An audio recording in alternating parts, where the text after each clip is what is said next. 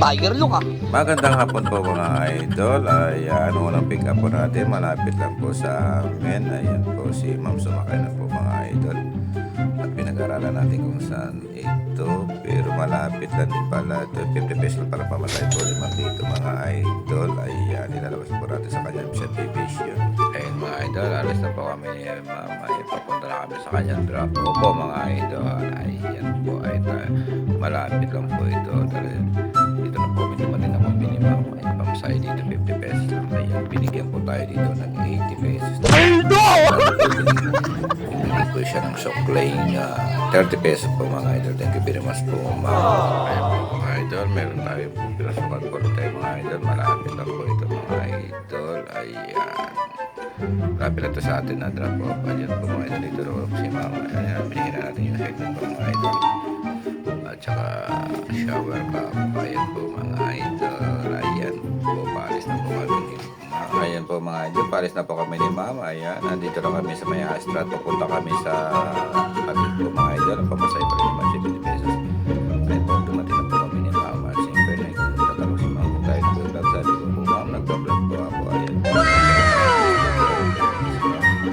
Ay, naku, dapat nagpalo sa mga po tayo. Thank you very much.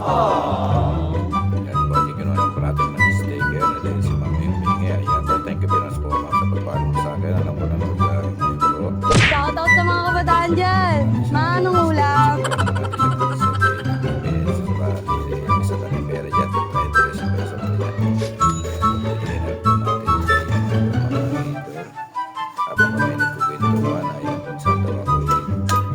Malapit po na dahil kasi medyo masikip yung magandaan po natin dito mga idol sa lagi.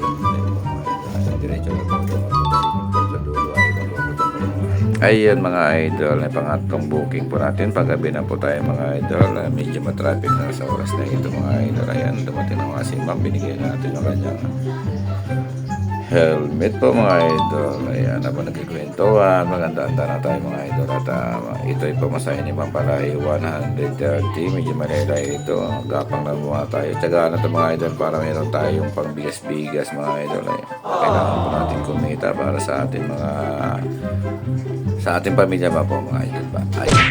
Ay, nako. Ang hirap maging isang ina. Si Mama, nantay po natin. Ayan na. Sige na ma'am. Yan, sumakay na nga si Mama at tayo ay alis na po ng Paris at kwentuhan kami naman kung saan kami dadaan kasi medyo matraffic kasi nung daan niya po mga idol ay marami itong daan. Baka may alam siyang magandang daan po mga idol. Titingnan natin, check na rin natin kung magandang daan dito kasi lahat halos traffic. Pero habang check po natin mga idol ay si Ma'am nagkwento na mayroon siyang daan na shortcutan yun. Maganda itong ganito mga idol po. May alam yung pasayro natin mas mabilis po tayo makakarating po mga idol. Thank you very much. Pack a like, share and .follow po.ng adult. God bless po.